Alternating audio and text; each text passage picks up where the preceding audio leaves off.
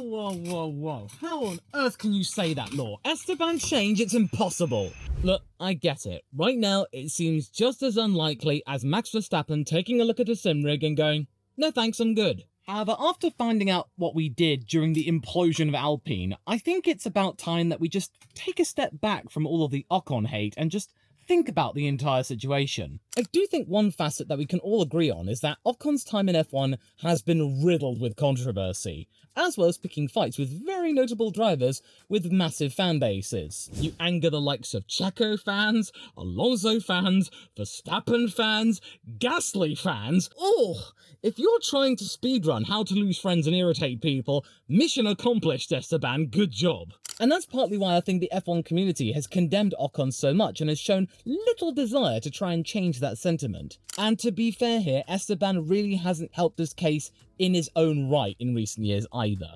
Now, before you think I'm coming to Esteban Ocon's defense entirely and completely negating all of the incidents that he's had over the years, I'm not. He has been in many tangles with other drivers simply because Esteban Ocon is a hustler. He has been, he always will be. He just can't seem to find the off button now that he's reached F1 and he can now just chill and relax and consolidate what he's been able to achieve. Now, hopefully, that he's been able to get the A521, the winning car that he had at the Hungarian Grand Prix in 2021, maybe that might provide him a sense of perspective that, hey, you've reached the top. He kept thinking that he could have been chucked out of F1 at any moment. Every single race was the case. And in fact, that actually was the case due to, well, Papa Stroll. Because, come on, the moment that Papa Stroll signed the dotted line, do you really think they were going to keep Ocon over Checo, considering how much money he's got attached to him, considering he was bringing in results? So yeah, Esteban was completely expendable no matter what he did. Fast forward to now, though, and the expose that Ocon dropped in front of us all regarding Alpine,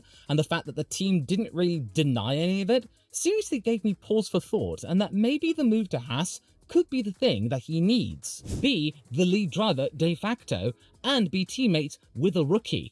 Think about it. Esteban Ocon has never been teammates with a rookie before, except when he was a rookie himself. This could be the thing he needs for us to see him in a different light, that he might be refreshed, a new man. It might completely reinvigorate his place within Formula 1. Or it might not. He might be doing this all for naught and nothing he does can redeem himself. Again, he's really angered the majority of big-name driver fan bases, so it's going to be a very difficult battle. But of course, there is no denying or defending the incidents that Ocon has been involved in, nor the rancor that he has manifested throughout the paddock. Those incidents and flashpoints happened, and there's no going around it, so there is no glossing over those. But based on the information we have now found out about the team which seemingly hasn't been denied, it just reaffirms my belief that a driver can do wonders if a team wants him, and that you can get the complete opposite when the team doesn't want you and is seemingly trying everything in its power, albeit discreetly, to try and get rid of you. But then, of course, it's Alpine, and they are quite adept at sacking people. If you aren't familiar with the situation at Alpine, it's in a state of flux at the moment, and that's me being kind. Because in all honesty, it's a complete and utter fustercluck. You've got a Renault-backed team, which is now no longer making Renault engines to the detriment of its own employees at Vigi, because apparently the engine was looking to be really good, exceeding expectations. You've got constant infighting, you've got constant drama, you've got people going in and out the door constantly. There is no consistency here. And then you find out from Ocon there's seemingly been no progress on that car since the ground effect era began in 2022. Problems that arose at the beginning of that era are still there on the car. Oh yeah, and then to top it all off, the drivers don't get listened to. Yeah, that's a real bugbear. Those are the things that Ocon came out with not long after his departure from the team was confirmed. That he had grown sick and tired of he and his teammates Gasly and Alonso seemingly being ignored in regards to driver feedback to try and improve the car, which clearly needed it. Nothing getting done or improving in regards to technical development or updates, since the infrastructure kept being torn apart, put back together again, and then torn apart again. It was in utter shambles. And this isn't just Esteban Ocon just setting ablaze his contract at Alpine and just hoping that it will cause as much damage as possible. We're hearing this now from Pierre Gasly himself, that he's getting sick and tired of Alpine making so many mistakes, which has resulted in him having too many DNFs than is comfortable, especially this year when the cars are relatively bulletproof. Last year, he was having so many engine failures, having to retire retire the car, but he put up with that. He was quiet, but now he's actually starting to vocalize it quite loudly. And of course, Alonso made his opinions perfectly clear when he left for the third time, and you could also argue that maybe even Ricciardo saw the writing on the wall by taking a punt with McLaren, which looked incredibly odd at the time, and then was incredibly odd because it didn't work out for him at all. Every single driver since 2021 has a negative story to tell regarding Alpine. Even Oscar Piastri, and he didn't even drive in a race with them. When you've got a driver who has an incredibly short fuse on the track, and you've got a team which is just brimming with loads of drama, doubt, uncertainty, and tension, it's just going to end badly. They're not making any progress. The car is breaking down more often than is comfortable. And then when you get rid of the one team principal who looked likely to turn it all around, and then replace him in with a guy who has had no experience with F1 beforehand, then it's just going to be a complete and utter disaster. The team was actively looking for an excuse to drop Ocon, which is what Fanman pretty much said after he stepped aside from the role as team principal. Monaco's incident was the smoking gun he needed to pull the plug. And whilst Ocon is still the aggressor in that particular stunt, you get the sense that the team was waiting for it to happen to make the decision to sack him easier and turn the world against him, and perhaps sure that Gasly stuck around as one of his least favourite people would be chucked soon. Because seriously, if Gasly decided to walk at the end of this year as well, I don't know what the team would have done. They needed at least somebody to stick with them, because not even that team principal is stuck around with them. And seriously, this is just something that was really, really concerning me. That Bruno Fanman was probably willing for all of this to happen, that instead of Otmar Szafnauer trying to get them to play nice, that Fanman was just waiting for the moment that Ocon and Gasly would clash, and in a big way, that the entire world would condemn, and then just point the finger at Esteban and be done with it. And then all the drama going on at Canada, Jack Doohan subbing in, the rumours about the litigation, trying to kick Esteban out, then all the GPS stuff about Ocon going to Williams for a seat fitting. It's just a complete and utter mess.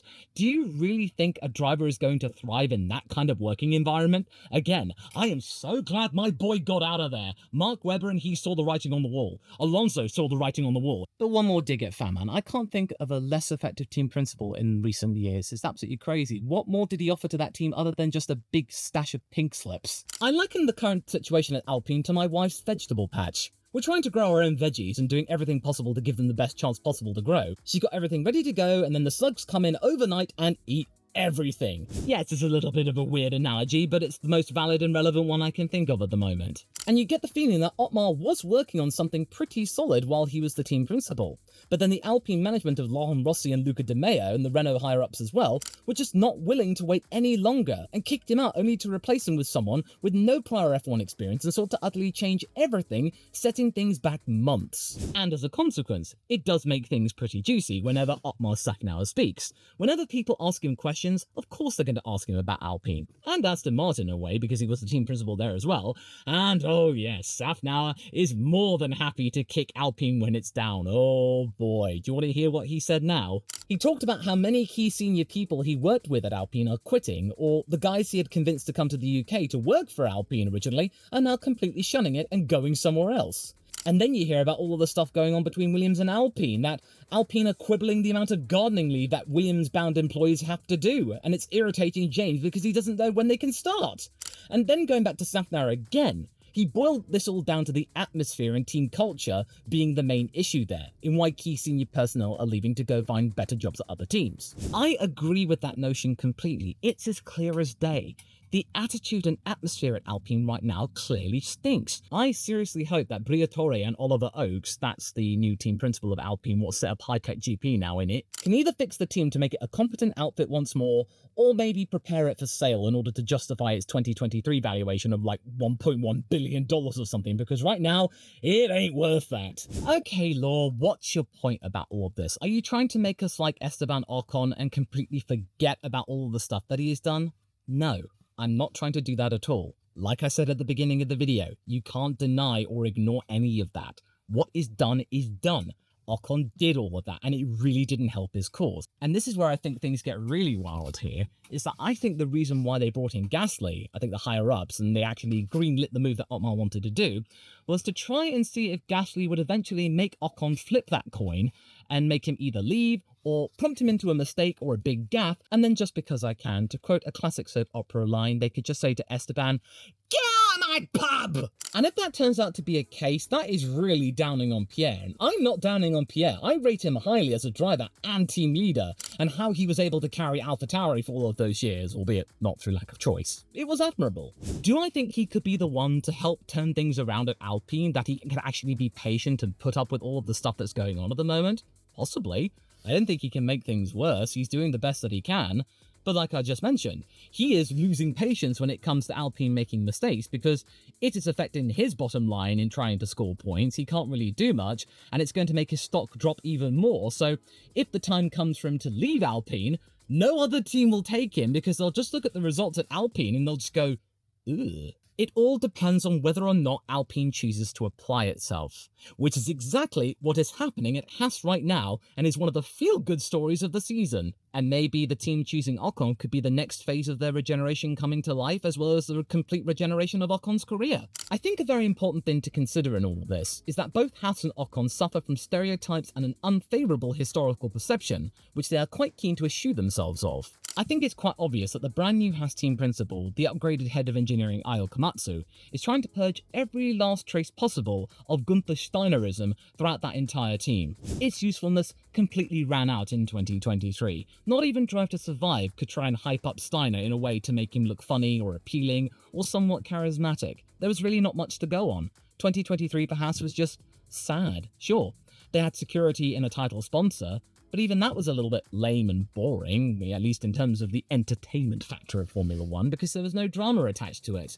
There were barely any quotes or quips from Steiner except him arriving at the Miami track or something like that. He was now becoming a major issue in terms of the team's credibility and on-track performance, even more so than before. The perception of Haas up and down the grid is that it was just an ineffective team that was not going anywhere, and the only saving grace that it did have was that Nico Hülkenberg was somehow able to qualify that car in Q3 and gain it some decent points at the beginning of the year, especially at the Austrian sprint and in the chaos that was the Australian GP last year. In less than a year, Komatsu has completely changed all of that, with very little change actually. It's just a case of changing the procedure. They've seemingly not got any extra cash to play with because Gene Haas told Komatsu to make do with what they already had, and if they do need to spend more money, then they have to completely, utterly justify it. And they are going against the grain entirely about what all other teams are doing. They're bringing in outside investment to try and bring in extra cash and invest in their facilities.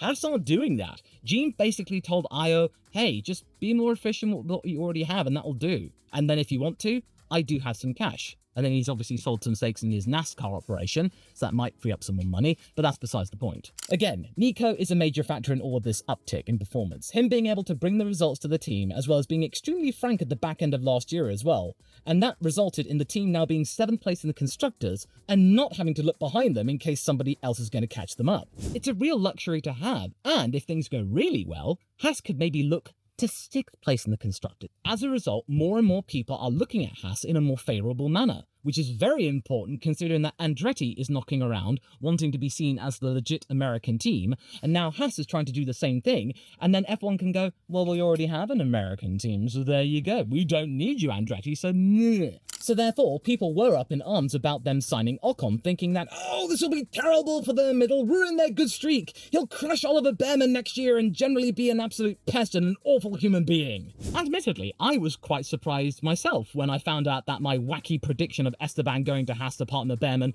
actually happened. I thought it would be just a last-ditch manoeuvre, that Haas would be desperate to try and find people, that Hülkenberg would have buggered off to Sauber, and they'd be left with little option because Alpine would have dropped him in favour of Gasly, which has also happened. But no, this seems to be a mutually beneficial decision. Komatsu picked Ocon quite willingly. But then I also had to remember that Haas does have a reputation, a legacy of Steiner that will not go away, is that it does seem to be a safe haven when it comes to F1's bad boys, the drivers that no other team will give a chance to. It's their last chance saloon. Romain Grosjean, K-Mag everyone. How they managed to make that team work for at least a few years together? Not too shabby. And of course, you can't take away what they were able to do in 2018, that was incredibly legit for both of them. But I am really glad that Komatsu is aware of all the stigma that is surrounding Ocon, and he has addressed the criticism, as he says right here. Ahem. It had to be taken into account, so I can't say I didn't notice, so I talked to him. I still made the decision. regarding Ocon's time with Alpine, a lot of it is about transparency, trust, and clear boundaries. I think the problems arise when the trust between the team and the driver is broken. Yes. I have been in Formula One for a long time. He really has, by the way. My experience as a race engineer, director of engineering, and now team principal is that you need transparency, no personal bias, clear goals, instructions on how to behave during race weekends. If it's discussed in advance with completely transparent communication, there will be trust. Yes, very good. I have never had any problems that got out of hand when there is trust. So personally, I am not worried. If I was worried, I would not have chosen this pairing. That's Behrman and Ocon. Because it is my responsibility to make sure that the two drivers are working in the best interests of our team.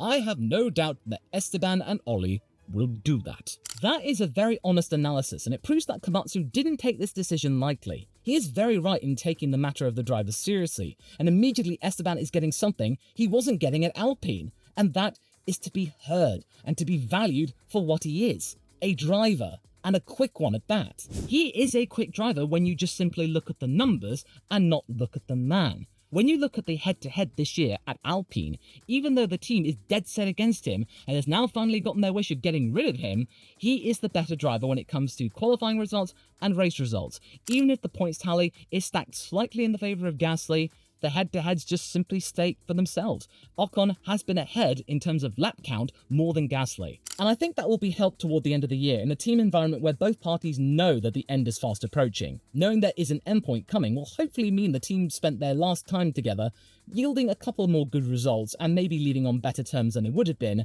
had things become a little bit more acrimonious and we wouldn't have had that feud in Monaco. I don't think for the rest of this year we will see another Gasly-Ocon flare-up. That's been done. There is nothing to fight for anymore. Gasly has won. He has won the leadership of Alpine. Esteban Ocon is leaving. They can hopefully try and patch up old wounds and try and work together for the benefit of the team, and then they can depart and just go about their business. And hopefully the new management of Oliver Oakes might be seeking to try and not stir that pot, which clearly Famine was stirring with extreme vigour. Yes, I know. In an ideal world, Haas would probably want to keep Nico for the rest of his F1 career alongside Oliver Behrman. However, the allure of racing for Audi was clearly too much, even if the management has completely changed under his nose. The potential ceiling of that team is higher as well. And also, if you asked me a few months ago, before Haas really showed what they are capable of, I'd be really struggling to think of a compelling driver who would be looking to try and uptick their career going forward. And it's not just like a, oh, okay, Haas will do. I mean, Bottas, sure. He does have a good reputation in training up rookies. He did a pretty good job with Zhou Guanyu in 2022.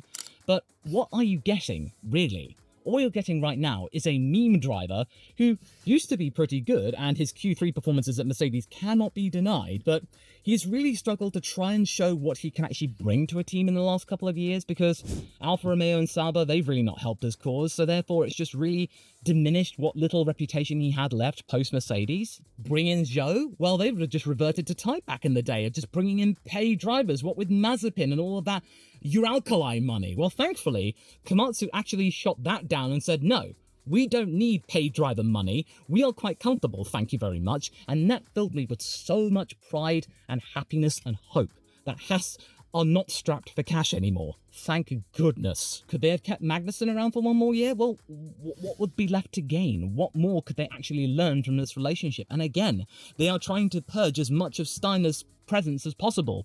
And K-Mag is pretty much one of the definitive associations with Steiner. And he's already made it clear he's not going to be supporting Oliver Behrman if he were to be around for next year. And Oliver Behrman is absolutely the #1 man at Haas. Everybody there loves him. And that just goes back to the original reason why they kept Ocon. Do you really think Komatsu would hire somebody who is going to go toe-to-toe and go to war against Behrman? No. Behrman's the golden boy at the moment. So whoever they bring, even if it's going to become the team leader, then, you know, they got to at least meet Behrman and realise that, hey, he's a rookie. I can imagine that Esteban will be thinking the same thing about what he does with Behrman, but honestly, we really don't know. There are so many unknowns going into next year regarding Esteban. He's never been partners with a rookie before. Alpine made it clear that it was a toxic work environment which almost redeemed itself, but then tripled down on the toxicity under Faman, Rossi and De Meo. The French driver was facing certain doom for a second time in his career and got a saving throw from Haas, but there is a certain amount of uncertainty going into next year, which in a way could be good for him. That It's all brand new. It's a complete and utter reset. We could see a brand new Esteban Ocon without having the need to hustle. This is the last chance saloon for him. It's his last chance. He's been given this chance by a team principal who can see him for a fast driver instead of an angry driver, actually listen to him, be open with him, take him seriously, and just completely ignore all of the noise coming out from outside. That, kind of like what Val's is seeing with Sainz. He can see everything what cars can provide Williams. Komatsu's doing the same thing with Ocon. He can look through all the chatter, all of the online hatred toward the guy, and see him for a fast driver. And I hope that is actually correct and will actually benefit Haas instead of causing more crashes. Because if that does happen and Esteban reverts to type, then no. Okay, he's done. This is his absolute last chance. Finito, last resort thing. No. If he completely destroys Behrman, he destroys cars and gets under Komatsu's wick, then okay, get rid of him, because I don't know what more we can do for him. And I think Komatsu is going to be very, very impatient when it comes to that sort of thing. We only have to look at the Monaco GP. He was incredibly terse and short after that incident at Monaco with Checo, where both drivers got taken out. Hulkenberg, unnecessarily, because of what K-Mag and Checo were doing. Yeah, he's not going to tolerate insubordination when it comes to his drivers. So I think both parties know exactly what they can expect from one another. So I don't think this is a bad idea from Haas at all. This could be a really good one. And maybe this is something that other teams might have overlooked, because Williams were prepared to at least maybe consider Ocon, perhaps, until it became clear that, his frame was a little bit too tall for a mid-season driver swap, and then Alpine got in with their really weird GPS tracking, and that was just incredibly weird. But anyway, okay, hopefully Ocon will actually redeem himself. If not, then, oh well, I tried to forgive. You could say that the worm is turning for Esteban Ocon, much like how I think the worm is turning for Red Bull, but not in a good way. If you want to find out why I think this, and why I think it's going to be a bit of a struggle for Red Bull to retain the Constructors' title this year, go and watch this video next, because I will be there for you almost immediately on the other side.